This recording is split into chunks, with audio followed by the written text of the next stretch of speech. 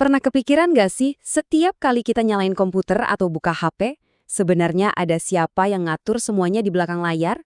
Nah, ternyata ada loh manajer super sibuk yang nggak kelihatan, yang kita kenal sebagai sistem operasi atau OS.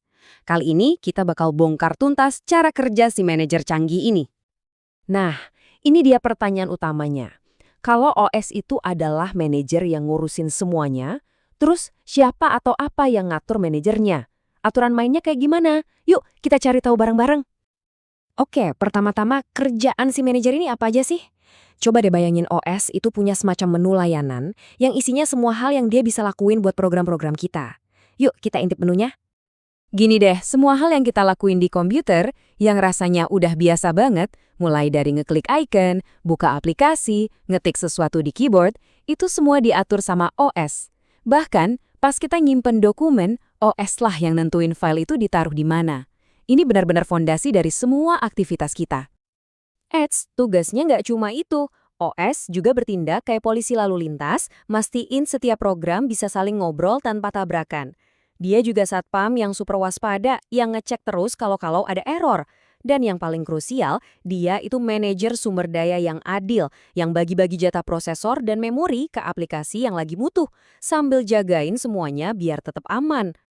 Nah, diagram ini ngerangkum semuanya dengan pas banget. Bayangin ya, di lapisan paling bawah itu ada hardware, chip, sirkuit, dan kawan-kawannya. Terus di paling atas ada kita, para pengguna, sama aplikasi-aplikasi kita. OS itu ada persis di tengah-tengah, jadi jembatan. Dia yang nerjemahin semua permintaan kita, jadi bahasa yang dimengerti sama hardware. Jadi gini, program itu nggak bisa seenaknya ngambil sumber daya. Mereka harus, ibaratnya, minta izin dulu baik-baik ke OS. Nah, proses minta izin inilah yang kita sebut sebagai system calls atau panggilan sistem. Gimana sih cara kerjanya?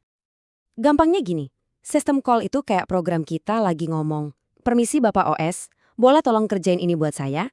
Ini adalah jalur komunikasi resmi antara aplikasi dengan layanan inti yang cuma bisa disediain sama OS. Oke, kita ambil contoh yang paling gampang deh, nyalin sebuah file. Di balik layar, itu sebenarnya ada serangkaian system calls yang kerja. Programnya tuh minta ke OS, tolong tanyain nama filenya apa. Terus, oke, sekarang tolong buka file ini. Lanjut lagi, tolong buatin file baru di sini ya. Dan akhirnya, tolong baca dari file lama, terus tulis ke file baru. Tiap langkah itu adalah permintaan resmi ke manajer OS. Begini nih yang terjadi secara teknis. Aplikasi kita itu jalan di mode pengguna, yang aksesnya terbatas. Pas dia butuh sesuatu dari OS, dia melakukan system call. Proses ini kayak ngetuk pintu ke mode kernel, tempat OS berkuasa penuh. Nanti OS ngerjain tugasnya di sana, kalau udah beres, hasilnya dikasih lagi ke aplikasi kita di mode pengguna. Nah, ini contoh di kodenya. Waktu seorang programmer nulis perintah sesimpel printf buat nampilin tulisan di layar, dia itu sebenarnya nggak ngomong langsung ke layar loh. Kode di belakangnya itu nerjemahin perintah itu jadi sistem call yang namanya write. Dan barulah si OS yang benar-benar nampilin tulisan itu di monitor kita. Tapi tunggu dulu. Sebelum sebuah program bisa manggil-manggil OS, kode yang ditulis programmer kan harus diubah dulu jadi sesuatu yang bisa dibaca sama OS. Nah, gimana tuh prosesnya? Yuk kita lihat perjalanan singkat tapi penting ini. Jadi alurnya begini. Pertama, kode yang bisa dibaca manusia diubah sama compiler jadi bahasa mesin. Terus, linker, ini tugasnya nyatuin semua potongan kode tadi. Kayak nyusun puzzle, jadi satu program utuh. Nah, terakhir, pas kita ngeklik icon programnya, loader dari OS yang ngambil program itu dan naruh di memori komputer, siap buat dijalankan. Nah, sekarang kita masuk ke bagian paling dasarnya. Sama kayak gedung, sistem operasi juga punya cetak biru atau desain arsitektur.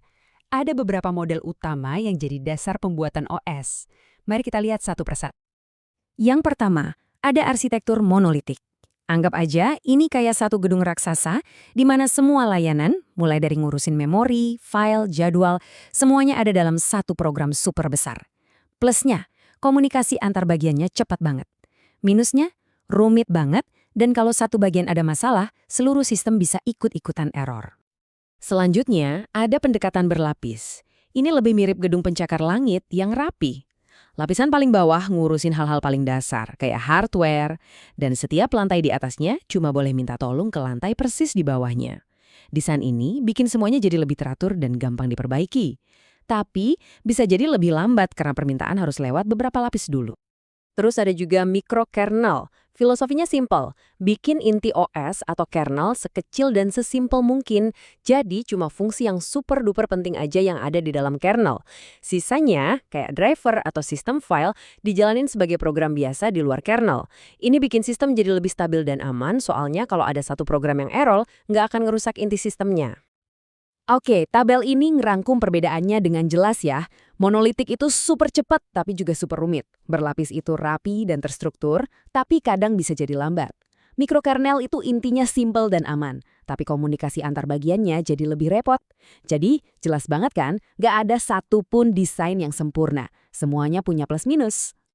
Jadi, dari ketiga pendekatan tadi, mana yang paling bagus?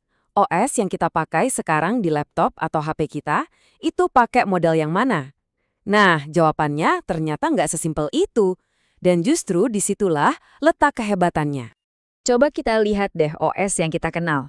Ternyata OS modern itu sifatnya hibrida. Mereka pintar ngambil yang bagus-bagus dari tiap pendekatan. Linux misalnya intinya monolitik biar cepat tapi bisa nambah fitur baru sebagai modul terpisah. Windows sama Mac OS juga sama, mereka nyampur-nyampurin berbagai ide buat dapat keseimbangan terbaik antara kecepatan, stabilitas, dan juga fleksibilitas. Dan kutipan ini benar-benar ngerangkum poin utamanya. Di dunia engineering yang kompleks kayak gini, jarang banget ada satu solusi yang cocok buat semua masalah. Para pembuat OS modern justru menggabungkan ide-ide terbaik dari setiap arsitektur buat menciptakan manajer super efisien yang kita andalkan setiap hari. Dan ini membawa kita ke pertanyaan terakhir untuk direnungkan. Dengan adanya cloud, AI, dan miliaran perangkat yang saling terhubung, tantangan buat OS jadi makin besar.